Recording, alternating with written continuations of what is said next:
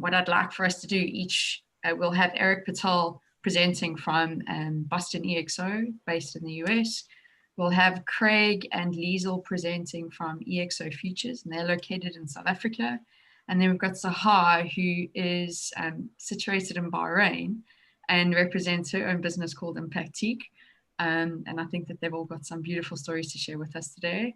And then following from their presentations, we'll open it up to the floor, and I'll moderate the session, and then we'll have an Ask Q&A. So get your questions ready, listen hard, and let's use this as a really exciting learning journey.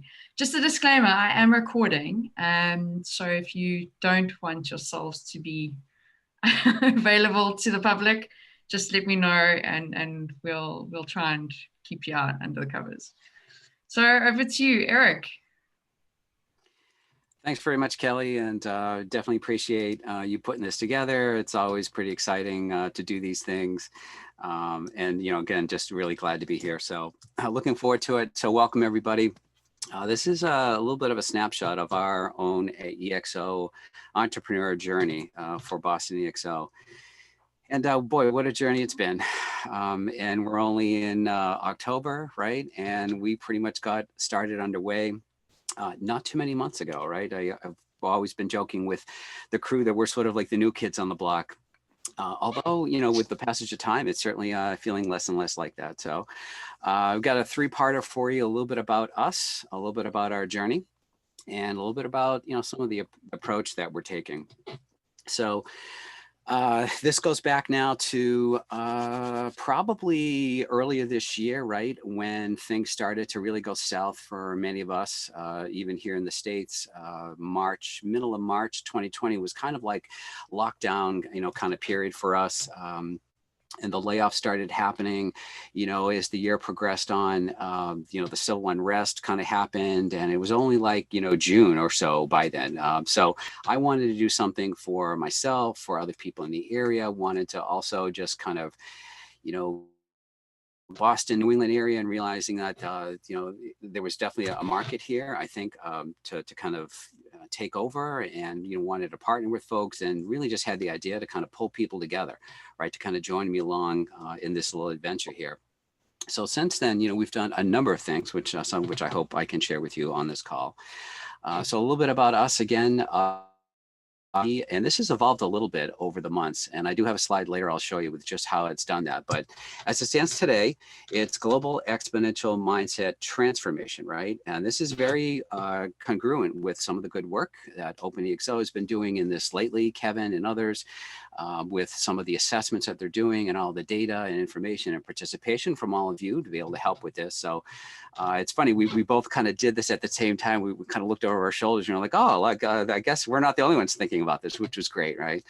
And then from a moonshot perspective, kind of breaking this down, looking this as a multi-year goal, we've gone back and forth on these numbers, of course, right? 10,000, 1 million, of course, we want to make this, global, but we figured this number was a little bit more manageable.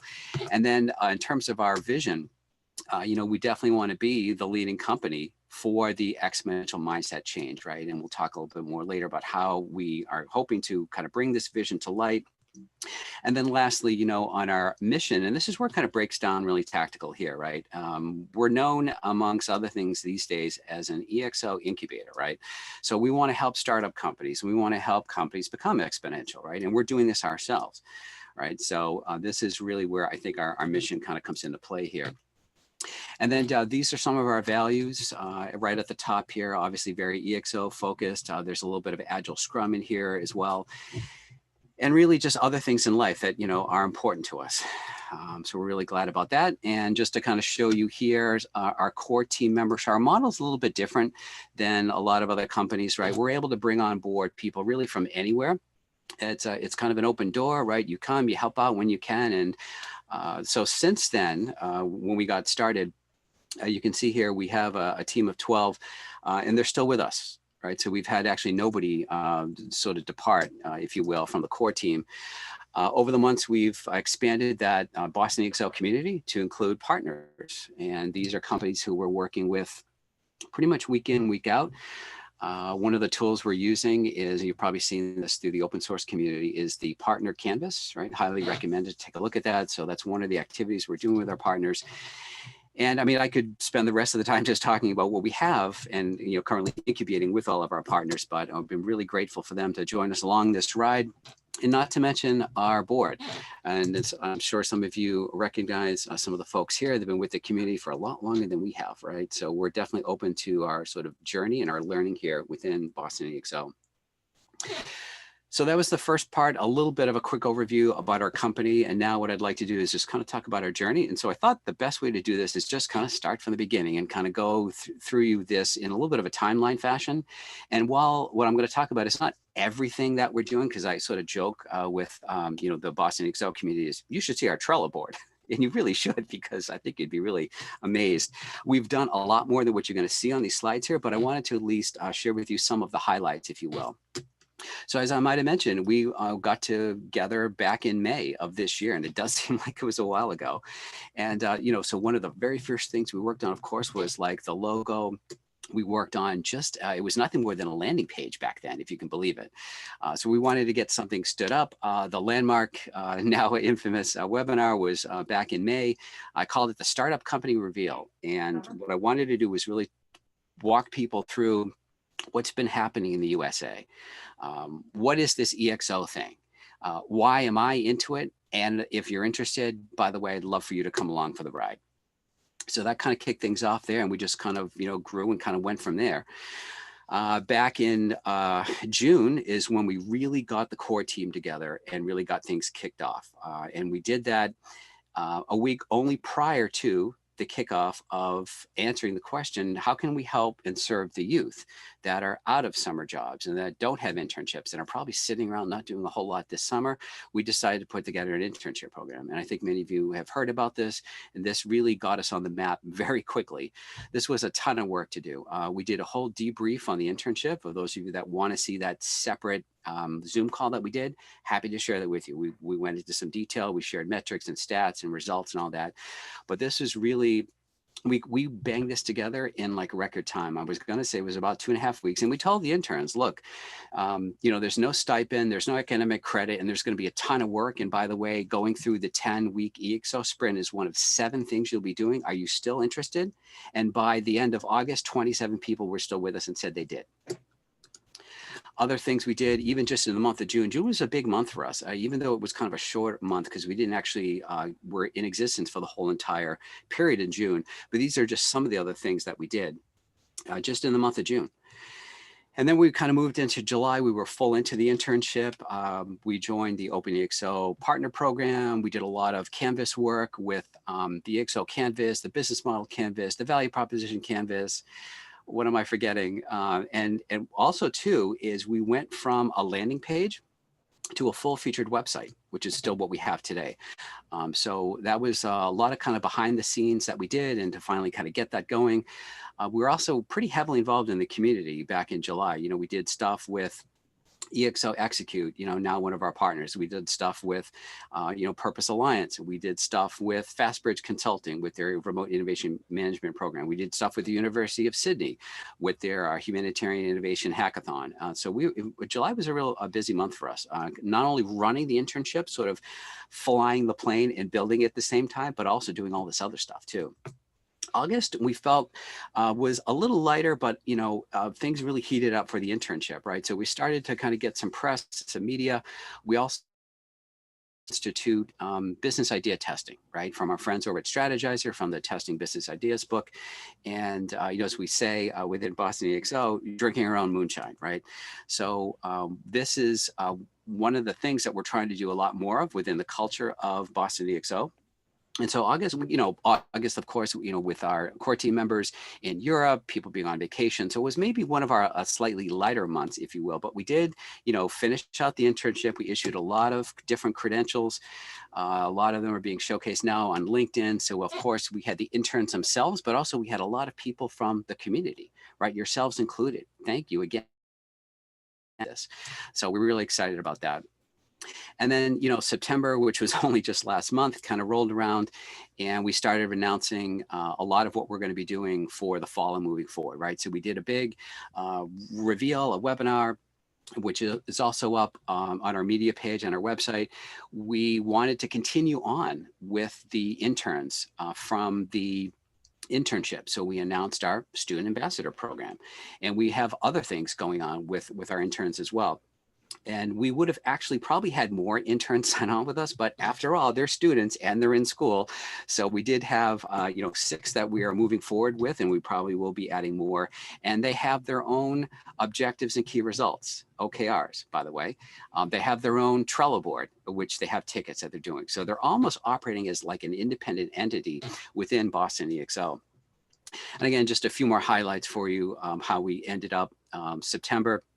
Pretty exciting. We onboarded, many of you know, Ann Bothello is our Chief Culture Officer to kind of round out the core team. And we're just kind of moving from there. I mean, even this month alone, there's a lot happening. We're trying to do a certificate course and offer not a certification, but a certificate going through all 10 chapters, as many of you know, are involved with the rewrite of the second edition of the book. And we're doing stuff with more of our partners, OpenEXO, and Rutanio, kind of spreading the word about tokens and the innovation economy and Exos and Ruta. So we're doing that both in English and Spanish this month. So it's kind of a busy month for us in terms of webinars, if you will. So that was all of our journey, if you will, to kind of get to where we got to today. And now in this last section, I just want to share with you a little bit about maybe our philosophy, our approach, and some of the things that we're doing that maybe you want to consider doing as well.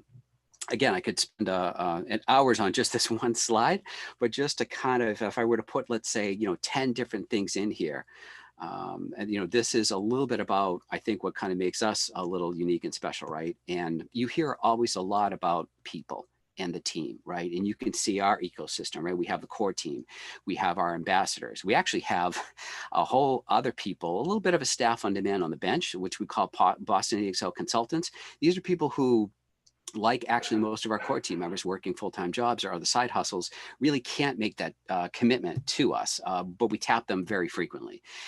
You saw our partners, you saw our advisory board, right? So that just that wider Boston EXO ecosystem is north of 50 people today, right? And that also includes many of you within the EXO community. Well, we're big on not SMART goals, but objectives and key results. All of our business units have separate OKRs. So we have those set for Q4, which for us starts October 1st until the end of December. And of course, we have our Boston EXO corporate OKRs, and we have even individual ones as well, right? So there's traceability up from the individual to the business unit to Boston EXO. Our current business units today are strategy, business, which includes biz dev, sales and marketing, solutions, which is mostly post-sales and support, culture, and legal, and technically innovation, which is what I head up as well. I do want to put another plug in here again for the business idea testing. And this is something that we are continuing to work on and bake in within Boston EXO. We want to be really good at this and not always have to guess, right? We want to try to lower our risk. And I think if you're going to take anything away from this presentation, which I hope is a lot, I do highly recommend this. Again, whether you use any of the tests from the book I mentioned earlier, but you're also sort of using a little bit of the lean startup approach, right? The build, measure, learn, right? You don't have to get it right from the beginning. You don't have multi-page business plan and hope for the best, right? I mean, there's a reason, unfortunately, why historically, 8, 9, 10 businesses fail after probably, 12 to 18 months. Boston EXO is not going to be one of them. So just a couple of examples here of how we evolved our massive transformative purpose, back in the early days and kind of where it stands today now at the individual level. But then also, our mission as well, what's our sort of, 12, 18 month kind of tactical approach here with our mission statement. And lastly, I'll leave you with this, steps to start an EXO, a startup company. Now, take a look at this list. For those of you that have read Exponential Organizations, this should be strikingly familiar, and it is. It's right out of chapter 6, right? These are the 12 steps for the 12-step program.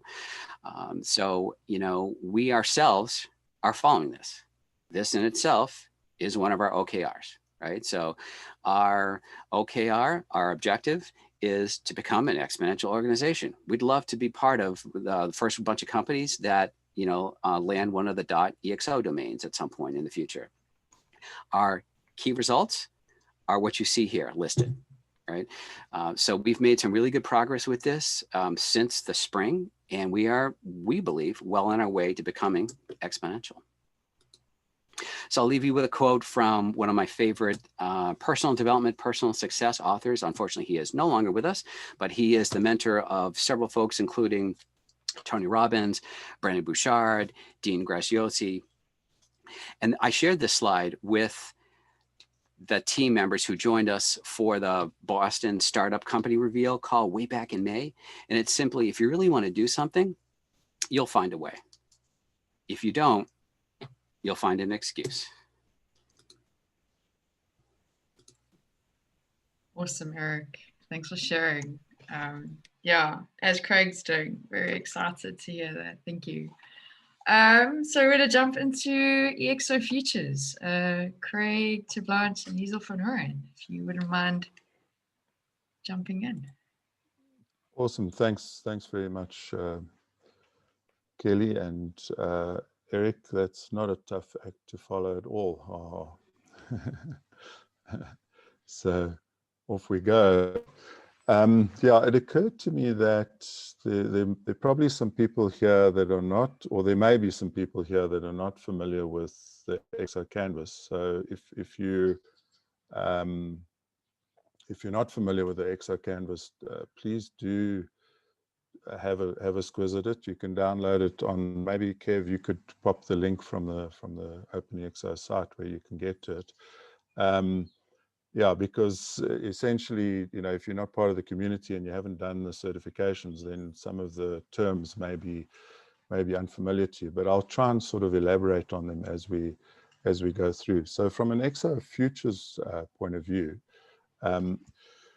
yeah, we started, and yeah, we started just over a year ago, probably almost 18 months now.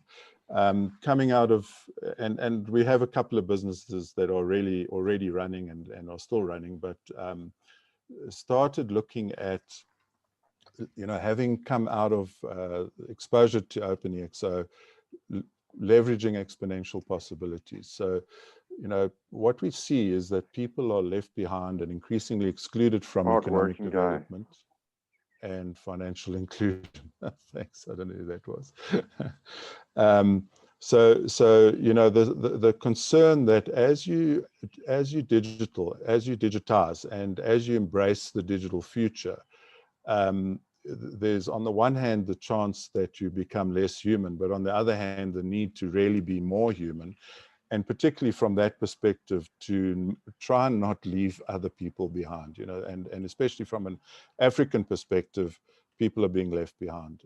Financial inclusion is a massive issue, as is economic development. And we saw the opportunity that exponential thinking can liberate and accelerate learning and enlighten all of our collective intelligence. So that was kind of the starting position and the opportunity that we saw. And 2019 was kind of a huge awakening. So back in Cape Town, gee, Kev, it feels like yesterday. It was what, March 2019 that we all met at Africa Tech Week. Kent presented virtually. It was the first time I'd seen one of these like big virtual presentations. Met Jabeen, Luciana, you know, Emily, Sydney Smith, Salim. So, you know, really having the opportunity to touch the core, meet the core, see the core of the community, and really get excited about the message, you know. And that took us into a journey, and all of this is all about the certification journey. So first of all, we did my whole management team did the Growth Institute EXO Business Masters. So that was fun. And then we hadn't had enough yet, so we did the EXO Coaching certification. And the consultant certification wasn't out at that point, so we had to retrospect that a bit later, but also did openly ambassador certification. And then even later on, in fact, I think it was earlier this year, I did the ExO training certification. Liesel and myself are certified ExO trainers, and a bunch of us have certified in different ways across the various certification opportunities.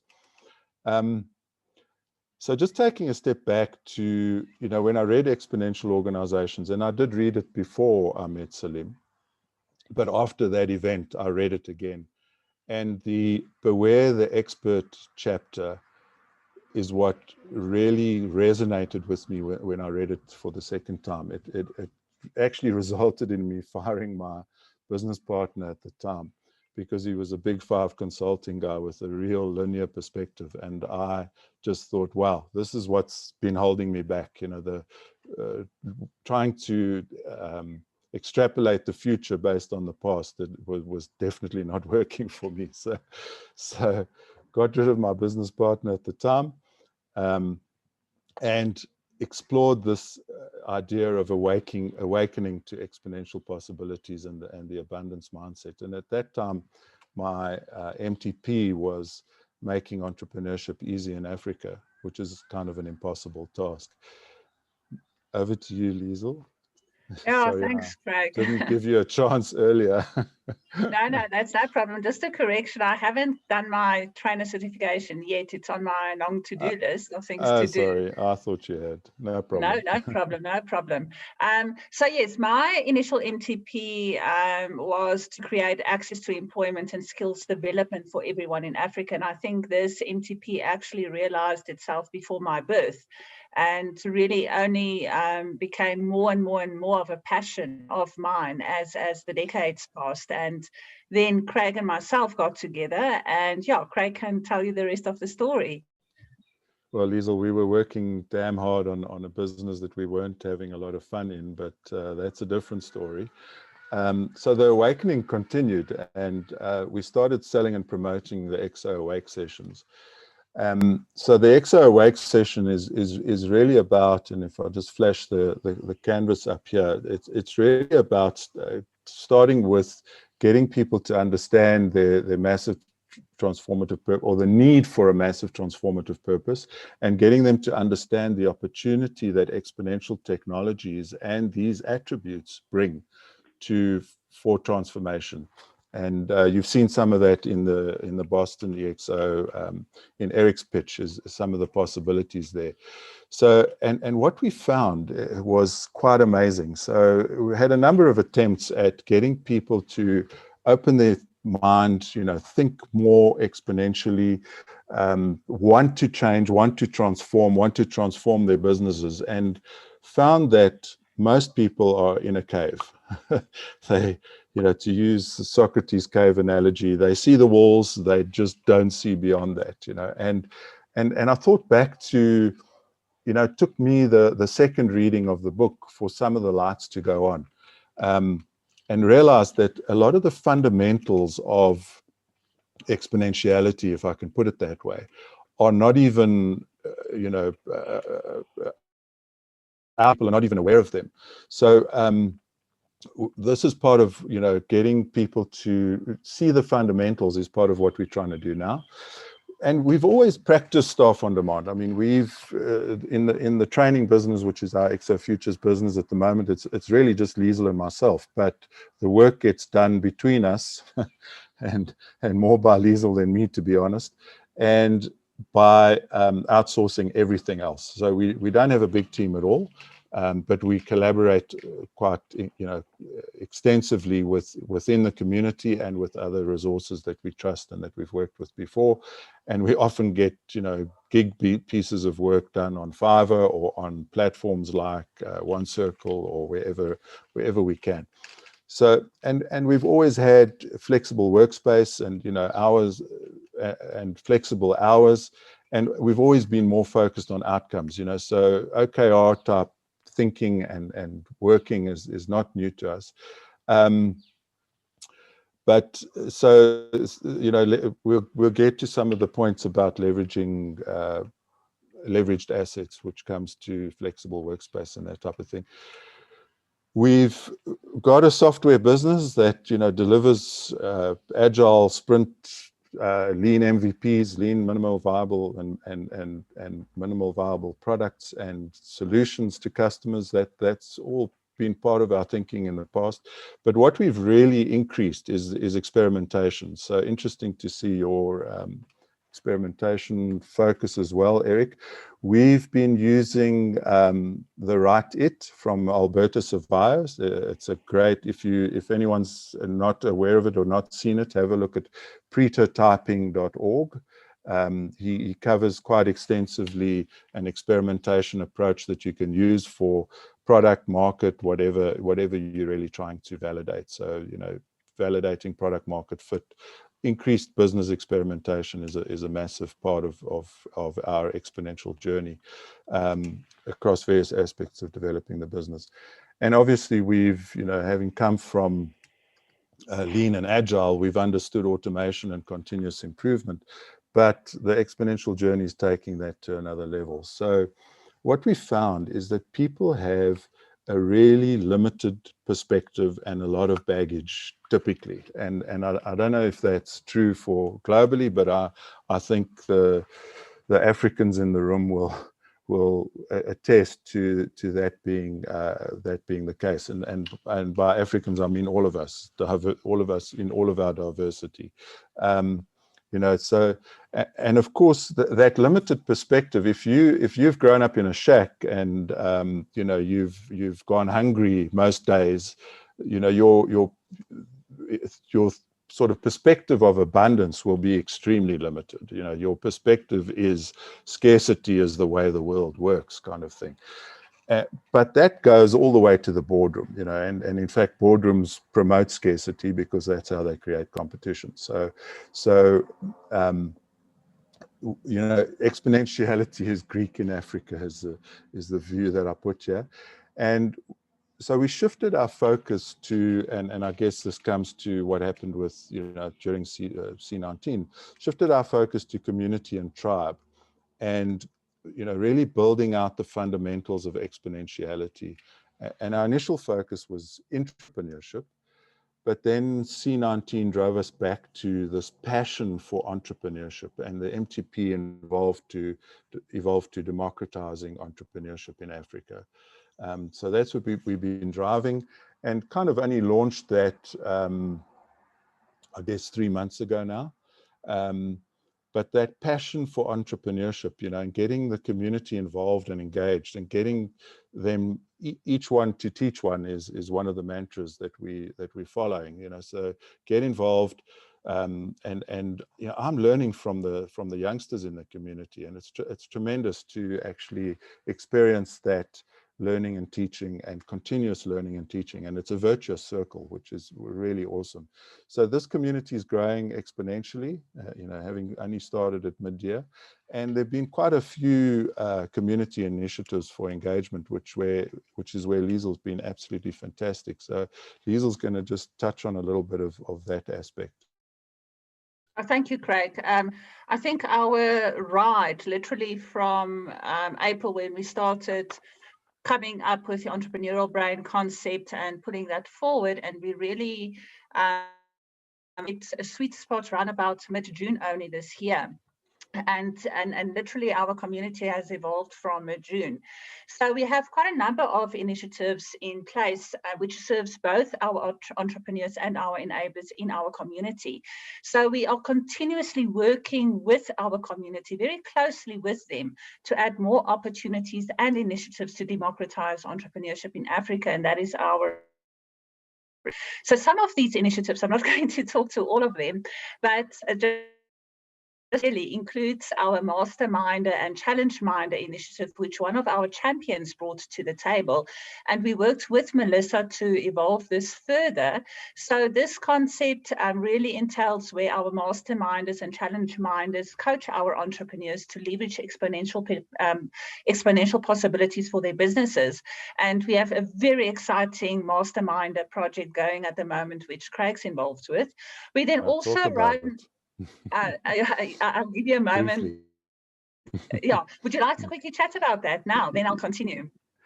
Yeah, so it's fascinating. I mean, some friends of mine started a rhino dehorning project, and I happen to know some of the people that are involved in one of the big game lodges, and we gave these guys the challenge of dehorning rhinos next year when the Lions tour, which is a rugby tour that's coming out to South Africa, happens. And we're busy supporting them in how they're going to get that done and how we're going to organize all of that. So it's kind of exciting stuff, you know, really left field, but really exciting. Very exponential. So some of the other initiatives we do is we run weekly workshops with guest speakers, and these guest speakers, just for everybody participating in this call, is open to anybody across the globe. So if you feel that you can come and add value to our community, we have an entrepreneurial brain framework. You select a concept which you feel passionate about. We run these workshops, and then that could then evolve into many other initiatives. And we are quite busy with rolling out a couple of initiatives from previous workshops. So these workshops really create awareness practice required to be a successful entrepreneur.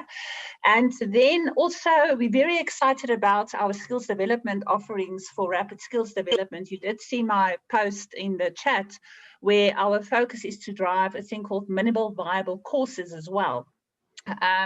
And then we've also recently introduced a very exciting concept to skills development, looking at where future skills development is going, and that is machine learning for rapid skills development. We are available to talk to that in more detail as well. So that's very exciting. Our enabler initiatives, and then I'm done, Craig, includes amongst others an affiliate program which we launched, and that's going to be very exciting for both our enablers and our entrepreneurs in the community. Chat to us more about that. And then also very important, and we're very passionate about skills development for our entrepreneurs as well, because that will help us democratize entrepreneurship in Africa. So you can also participate as a skills developer in our offering to our community over and above participating or enrolling in our skills development program. So what we're really driving with our initiatives is value for our community. Craig, I don't know if you would like to add to that. No, I mean, just in summary, you know, every entrepreneur that joins the community has some value to contribute and has some skill and some experience, and we're actually helping them digitize that so that they can offer it to the community. So it's a continual, you know, virtuous circle of learning. Cool. So yeah, we're developing the entrepreneurial brain to democratize entrepreneurship. It's a framework. There's a Miro board. We can share the link on that. Perhaps you can pop it in the chat, Liesl, if you're interested. And you know, the tribe continues to contribute to the collective intelligence of the community. So there we really are using autonomy. Everybody has something to contribute, and everybody learns and gives back at the same time. In terms of leveraged assets and that MTP, that ExO Canvas attribute, you know, the brain is a shared resource. So we have sessions like this, a concept comes up, we add it to the canvas, and then we go and research and get somebody to develop the skills and knowledge enhancement that comes out of that. Everybody's working remotely. You know, we use social media extensively, and Liesl mentioned some of our advanced learning platforms, including machine learning that we've got in the back end. It's early days, but there's some exciting stuff coming up there. You know, we've used automation historically, but advanced automation using exponential technology is now starting to be part of the whole way forward. And of course, leveraging social communication as well. So, Liesl, did I leave anything important out? I think, Craig, that's cool. And I think we're out of time as well. Hey, Kenny. Yeah, I felt I had to make up some time. So, but a bit rushed, but hope that hits the spot. No, that's great. Thank you so much. It's amazing. And it's also amazing to see for both Boston EXO as well as the EXO Futures, how much you guys have actually achieved in such a short space of time. And the beauty of the EXO framework, I mean, we offer that as a service offering to our clients, but being able to incorporate that into our own businesses and building our own business is fantastic. Awesome. Thank you for sharing. Sahar, it's your turn. Yeah, thank you so much, Craig and Liesl. I'm just sharing my screen.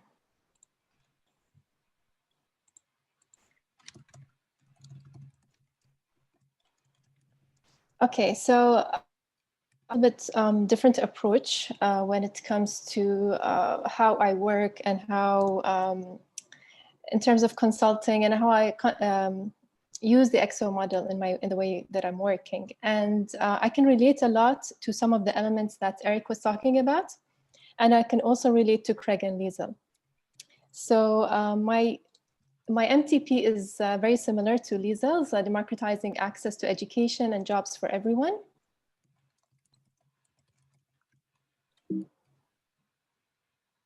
I will just share a little bit about my background, and the reason I'm doing this is because I've been in the consulting, let's say, on my own, working on my own since 2009, since late 2009. I worked in the corporate world for about 8 years. And I really want to be very honest and transparent about the ups and downs of how things went and what are the advantages of working on your own, what are the disadvantages, and what are the challenges as well, because it's nice to talk about how things go right, but when things go wrong, I think it's nice to share that as well. So just a little bit about my background. I was a software engineer, started as a software engineer in the Bahrain Telecom company and moved to digital payments as a project manager. I worked with companies such as Visa and MasterCard in different areas of digital payments. And as I said, in late 2009, I started my own consultancy, and I wanted to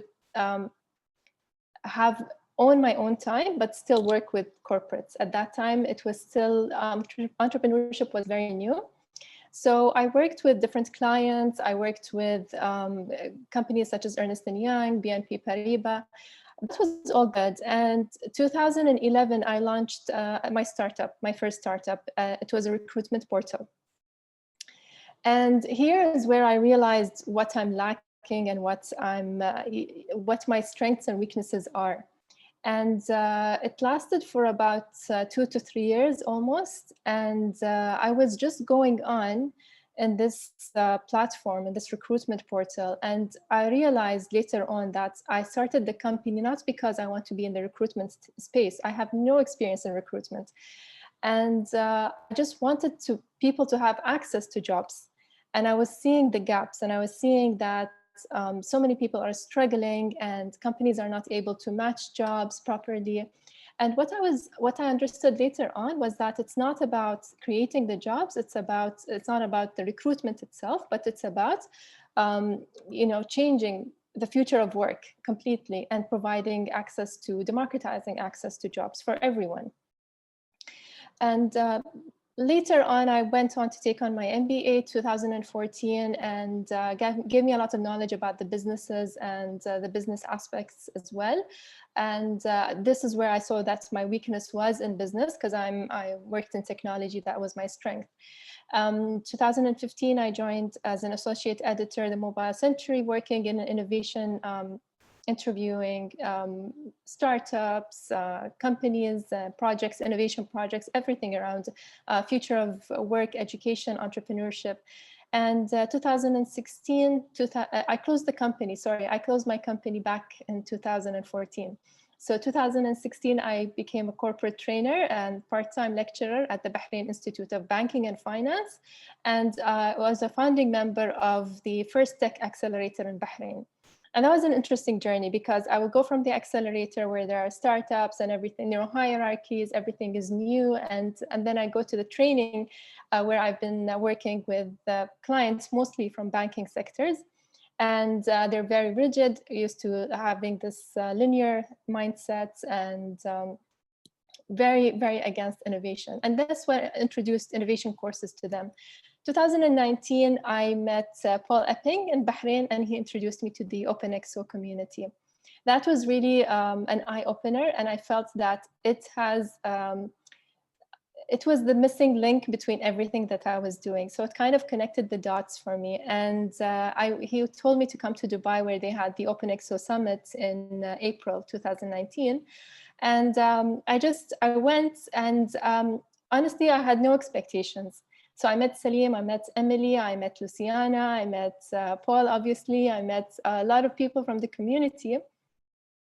And I was just so amazed at the way they were thinking and all of that. So I went back to Bahrain, and I took my certification, the ExO coach certification.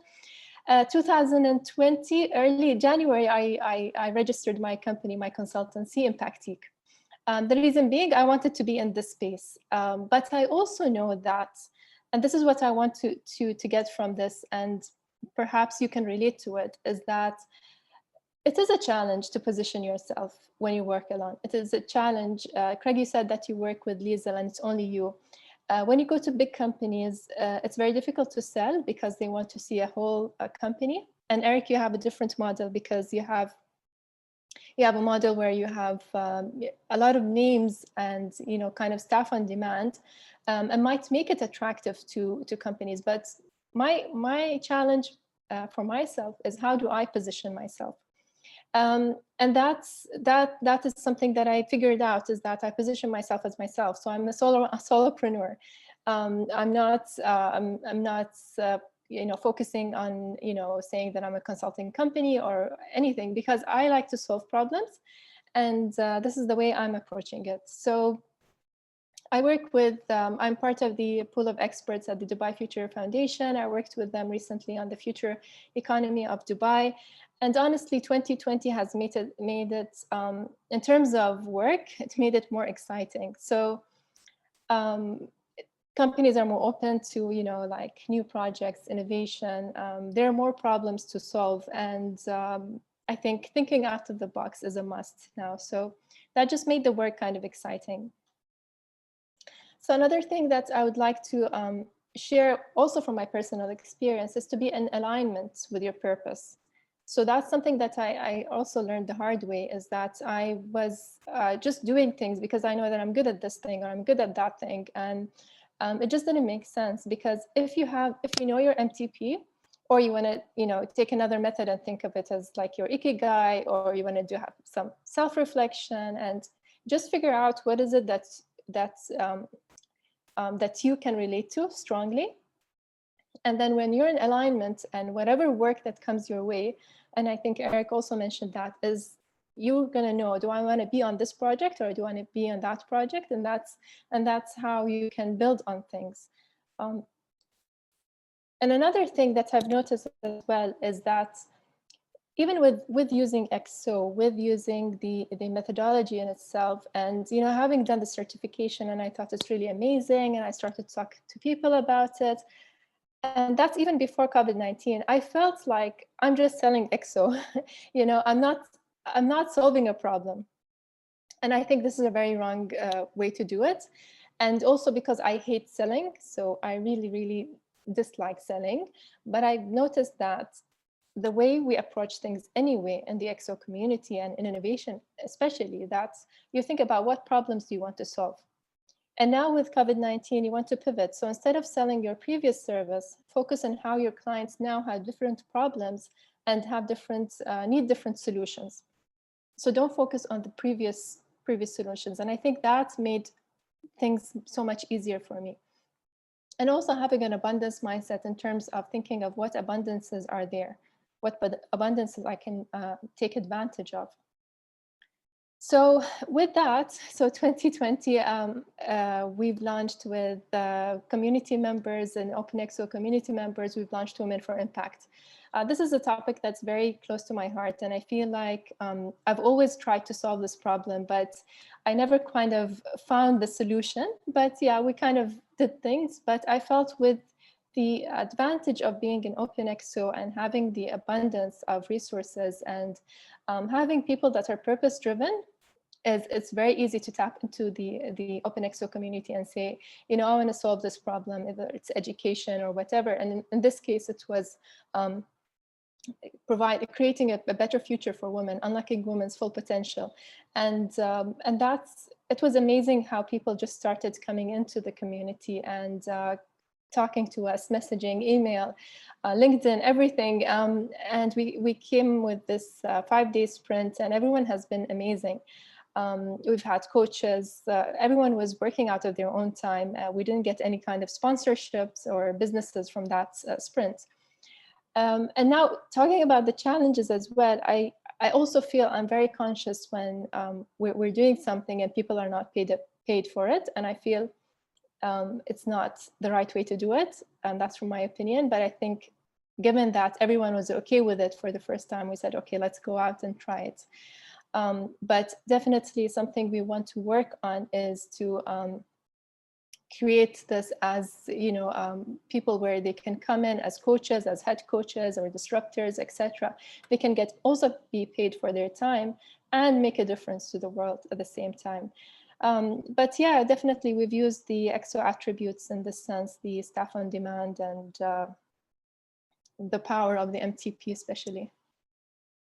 So where I see in terms, I'm trying to relate to everything that has been said so far and how we can look for abundances generally within.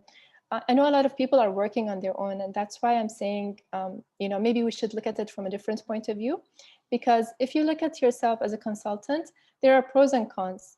And as Eric, you're doing it, we have a business model that's currently working, and probably where you are, it might work. But I feel for me, if I go to a client and I say I'm a consultant, they don't want to listen to me because there's so many consultants. It's such a saturated market. And I always strive to do the best level of service. And the way it's being done in our region specifically is that a lot of people will not do much and will just say I'm a consultant. And, you know, I don't want to put myself with that kind of level of service. And to say I'm an entrepreneur also doesn't make sense because, you know, people are defining entrepreneurship as billion-dollar companies. And honestly, this is not what I want to do as well. So it is a challenge to position myself. So I always look for the problems and solve it, try to find the solutions, and then look for the abundances as well. So where do we fit into the ecosystem? I see a lot of ideas, startups, accelerators, a lot of entrepreneurship awards. There's just so much of these. And I think all of us, part of the ExO community, we can use these abundances to come up with something, whether you just need to find out what your purpose is. And to be very honest with you, we're still working through this. So a lot of ups and downs, and I think it's still doable. Another thing that I like to share with people always, because at the end of the day, you have to, you know, you have to get paid. So how do you do that? And I think you can have multiple revenue streams. And for me, I don't want to focus on just, you know, at first I thought, yeah, we'll do sprints or whatever, because that's exciting and that's what I can do and I'm good at it, etc. But I feel like having multiple revenue streams kind of releases the pressure of you and gives you the opportunity to work on different projects. So you could have workshops, you could have sponsored and paid sprints, you could do consulting work, and then content creation is big. And we see OpenExO, Kevin, you've been doing the interviews with OpenExO. So kind of doing interviews, podcasts, webinars is also another thing that we could also consider in terms of future revenue streams. It's not going to give you much revenue at the moment, but in the future, it might be a source of income for your company. And with that's it from me. I hope I didn't go over time. I didn't watch the time. Thank you. That was amazing, Sarah. Thank you for sharing that and for being so authentic and honest about your experience and your journey.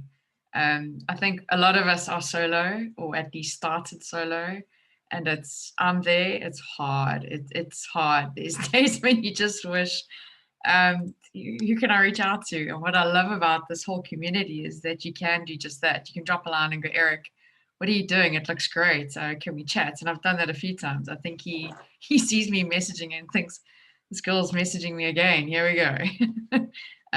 But it's incredible to be a part of a global community where you can just put your hand up or tap into somebody and say, I need some help, I'm stuck, what do you think? And it's, you don't have to pay for it, and pay for it even in time return. So no one comes back to you and says, I'll help you only if, which has been, for me at least, one of the biggest takeaways that I've had being involved with Open EXO and the global community for the better part of this year. That was great. Are there any specific questions that anyone would like to ask?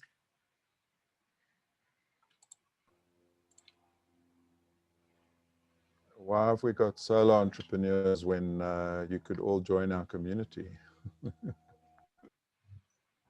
Just rhetorical, of course. I think we've got to find the courage. Yeah, well, if not democratizing entrepreneurship, at least Open EXO. You know, as you said, Kelly, there's a lot of sharing and support there as well. Definitely. So there was the question that was asked before. Eric, how does your partner model work? I think Craig asked that earlier on. Oh, in terms of our Boston EXO partner program? Yep.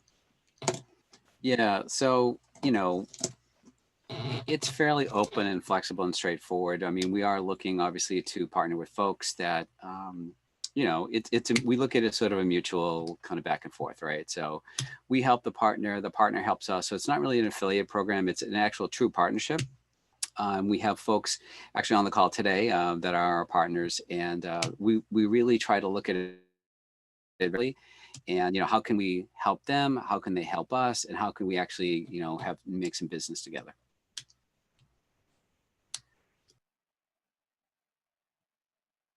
Oh, neat. Great. Are there any other questions? No?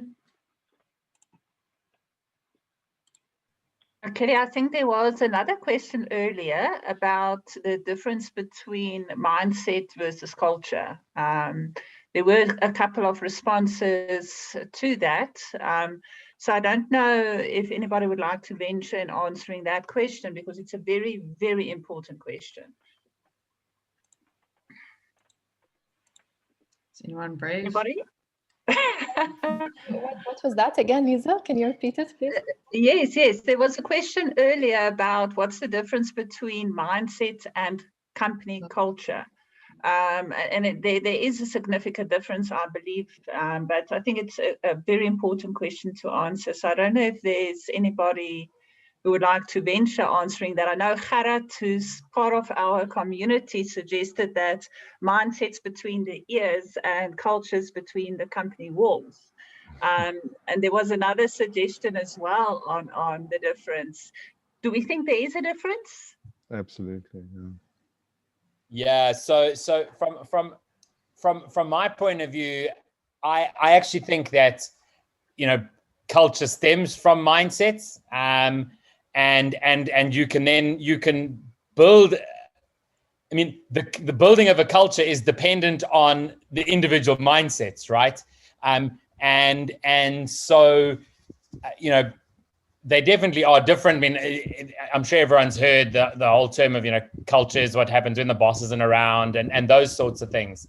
But really, it's at the end of the day, it's all dependent on all the individuals and the openness. Well, I think the openness for people to actually share and trust one another. And so if you have mindsets that are very linear and not growth mindsets, it's then very easy to build a culture that says, I need to win against all costs, and I don't care. And I've been in organizations, big ones, where, you know, people are sabotaging each other internally, right? Because they incentivize to win themselves individually, and that's all because of very sort of linear, not growth mindset. So that's sort of my take on it, my thinking on that. Oh, I think that's an excellent summary, hi, Kelly. Yeah, that's great. Thanks, yeah. Kevin. There's something else that Kevin also brought up now, which I think, Craig, we've experienced tremendously as a challenge, really, is the linear mindset versus the abundance mindset. And I think that's also where your reference to maybe how people in Africa are, and that includes every culture in Africa. But is it such a challenge in other areas of the world where people are extremely linear still in terms of their mindset versus abundance thinking? Sahar, on your side, and maybe anybody else? Eric, are you experiencing some of those challenges? Yeah, most definitely. Eric's in the US. Yeah, well, right. We could talk all day about that. But yeah, no, you know, I think we all realize, I hope we all realize that, you know, the mindset is, while one of the most important things to change, it's perhaps one of the most difficult as well, right? We all just have countless examples of, and, you know, there's something to be said about diversity of thought and freedom of thought and all that, you know, and I don't think we're debating that, but yeah, just to be able to convince, let's say we take a specific scenario or use case, somebody who has been in corporate business world for years, you know, again, a lot of traditional thinking's gotten them to where they are today. And then what about the future, you know? You know, we have this other saying within Boston ExO that, you know, every business model has an expiration date. Unless, of course, you're Zildjian and you're making drum cymbals for 600 years. But other than that, you know, at some point, you're going to have to evolve and change. You know, you can do that piecewise through incremental innovation, or you could do it sort of the Big Bang theory with new business models through disruptive innovation. But at some point, we all know we have to change and evolve. And it definitely starts here, as somebody said, between the years. Yeah, I just want to add something. I remembered I worked with Paul Epping last year, and he said something that stuck with me. And he said, when we were working with people on a sprint, and there were people that either get it or don't get it. And if people don't get it, he just doesn't bother with them. And I think that is the approach that I have on a daily basis, that either they get it or not. Otherwise, you're wasting your time, because it's very difficult to shift people's mindset. Yeah, no, that's exactly what, you know, why we started going to the fundamentals. You know, how do we get down to the nuts and bolts of what are people not getting? Because we can't leave people behind, is our perspective. Cool. Talking about mindset versus culture, you can have a leadership, you know, which has an abundance mindset, but you know, the whole company, the culture in the company is of a scarcity, and that happens a lot in Latin America. You know, it's just people is functions on the scarcity, and it takes a long time for people to have an abundant mindset. So Yeah, definitely. I think that's kind of the key message that's been shared across the four presenters today. I think what helps is when you shift your own mind to that a mind of abundance, and we try and we unlearn stuff from the past, and those mental models that we get trapped into, and by doing that, and then tapping into things around you, it's much easier to shift and move, and not be stuck in making those symbols that you were talking about, Eric. Is that the link? Correct. that's correct. Cool. Well, I'm conscious about time. I know that everybody is got other commitments. I just want to say thank you so much. This is a start. I'd like to continue a conversation of sorts. Maybe next time we'll reach out to those that have been on this journey for a lot longer, and try and find those that have been at it for 3 years, and see where they are with their journey. Kevin, maybe you could help me find some of those community members. Maybe they've created many other businesses at the same time. It would be great to learn more about that, and what their journeys are all about. And we'll try and keep the momentum going forward in this space. Really beautiful stories that were shared. Some key takeaways: you need your own personal MTP. Create an MTP for your organization. try and define what is that problem space that you want to solve for. And I think that each organization that presents today, you can see exactly they've got a clear path and something that they're working towards, which I think is magic. And whilst they're all ExO entrepreneurs, they're focusing on something slightly different, which is the beauty of this whole process. Yeah, just shift your mind and then tap into the ecosystem that's around you, and work with each other and leverage, and bring opportunities for each other, with each other, and to the communities that you're serving. The fact that it's global is mind-blowing. I didn't imagine this a year ago, that's for sure. Thanks, guys. I'll share the recording. Thanks, I'll upload it, and then I'll send an email out to everybody else with contact details for Sahara, Craig, Liesel, Eric, and Kevin, who represents Open ExO on behalf. Thank you so much, Kelly. Cheers, guys. Thank you so much. So much. Thanks, everyone. Thank you, everyone. Bye-bye. Bye. Bye.